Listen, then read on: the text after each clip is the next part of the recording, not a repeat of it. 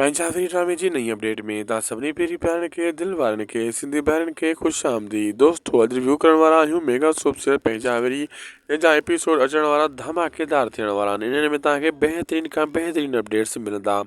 इन्हनि में तव्हांखे इहो बि ॾिसण वटां मिलंदो जंहिंमें चाकर ख़ान हाणे वेही वीचार करे चुको आहे, सम्झी चुको आहे त असल में मुंहिंजा दुश्मन कहिड़ा आहिनि ऐं अॻिते हू पाण में सौट बि विढ़िया। पोइ किस्तनि में तव्हां ॾिठो सभई जिथे किथे रिश्तनि जो ऐं पैसनि जी वठि पंहिंजा लॻी पई आहे। चाकर ख़ान पंहिंजा सभई दुश्मन आजा कंदो। हाणे आहिस्ता आहिस्ता सांवल बि इन ॻाल्हि खे सम्झी वेंदो त हाणे मां जाबर खे क़ाबू कयां ऐं चाकर ख़ान जे अॻियां बिल्कुलु क्लियर कयां।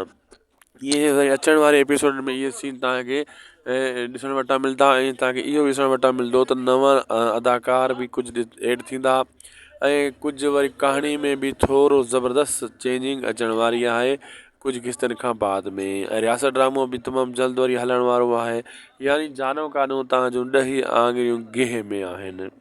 दोस्तो जे अपडेट तव्हांखे सुठी लॻी महिरबानी करे शाहिद खोसो वर्क यूट्यूब चैनल खे ज़रूरु सब्सक्राइब लाइक शेयर करे छॾींदा ऐं सुठड़ो प्यारो कॉमेंट बि करे छॾींदा। तव्हांजूं वॾियूं वॾियूं महिरबानियूं। अल्लाह हाफ़िज़।